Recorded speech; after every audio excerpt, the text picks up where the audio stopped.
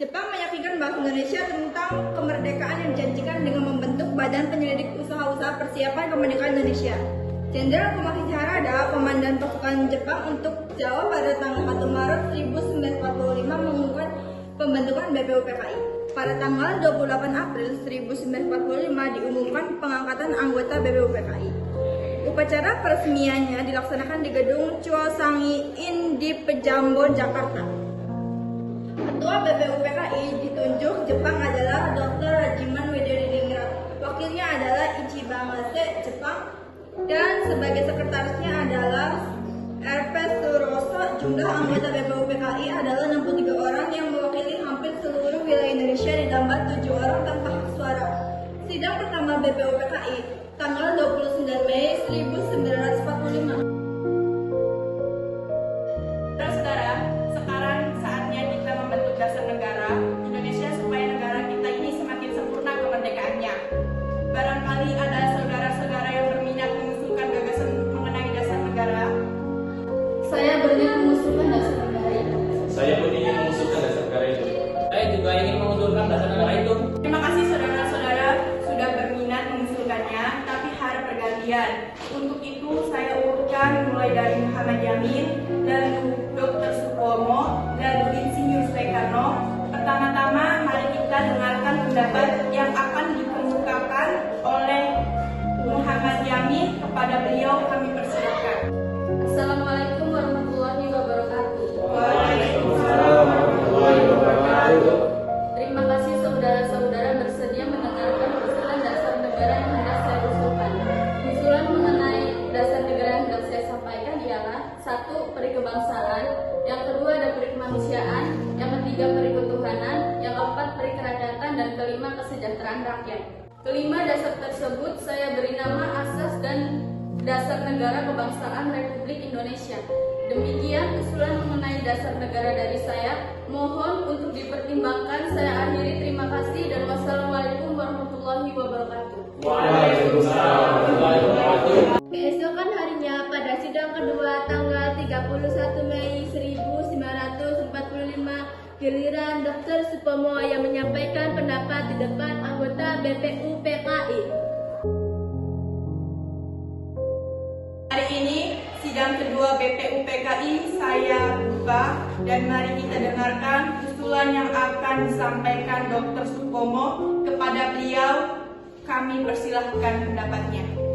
Assalamualaikum warahmatullahi wabarakatuh. Waalaikumsalam warahmatullahi wabarakatuh. Terima kasih saya ucapkan kepada Dr. Rajiman selaku Ketua BPUPKI beserta anggota-anggota sidang lainnya yang telah memberikan kesempatan saya untuk mengusulkan pendapat. Pemikiran yang akan saya sampaikan berupa penjelasan tentang masalah-masalah yang berhubungan dengan dasar negara Indonesia Merdeka.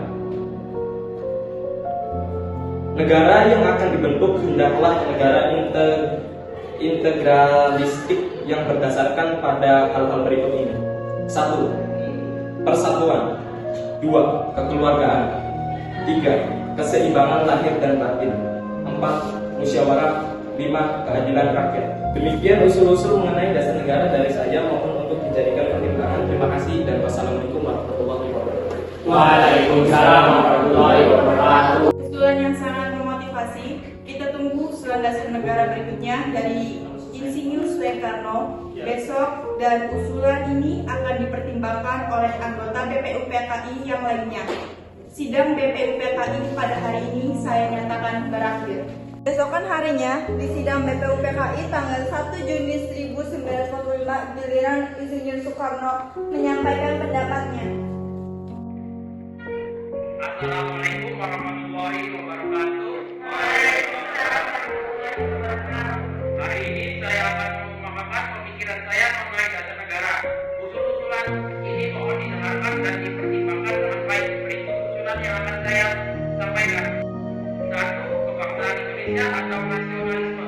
2. Peri kemanusiaan atau internasionalisme. 3. Kebangsaan atau demokrasi. 4. Kesejahteraan sosial. 5. Ketuhanan dengan kewajiban menjalankan syariat-syariat Islam bagi pemeluk-pemeluknya. Saudara-saudara, dasar negara telah saya usulkan 5 bilangannya. Saya namakan dasar negara ini sesuai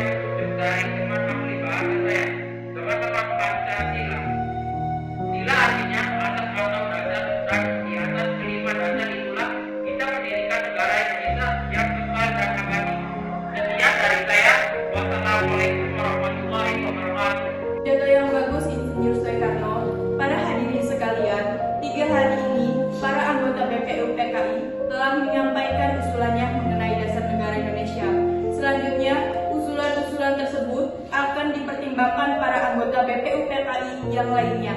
Sidang hari ini saya nyatakan berakhir.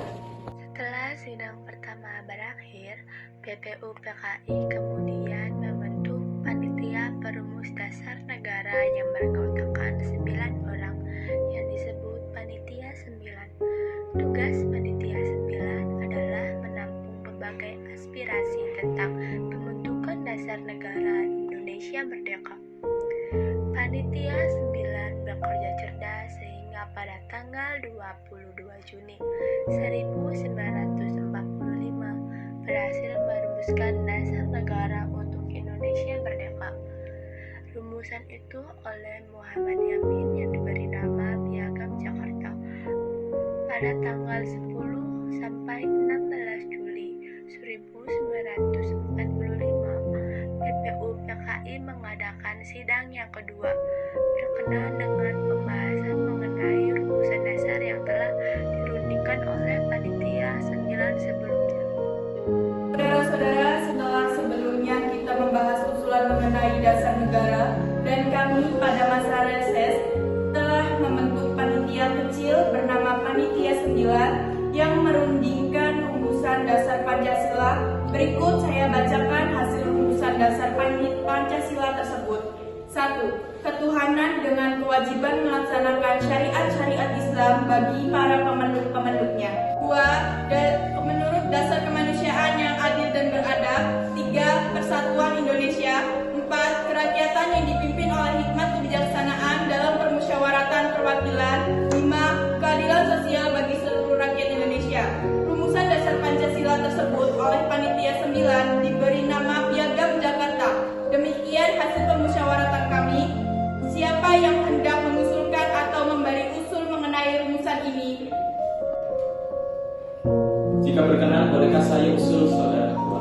Silakan Dr. Supomo. Menurut saya, sebaiknya pertama yang berbunyi ketuhanan dengan kewajiban melaksanakan syariat Islam bagi pemeluknya sebaiknya diganti. Karena dapat menuai permusuhan di antara yang muslim dan non-muslim suatu saat nanti. Menurut Anda sebaiknya diganti dengan apa? Menurut saya, sebaiknya diganti dengan ketuhanan yang Maha Esa. Karena Tuhan itu satu atau esa.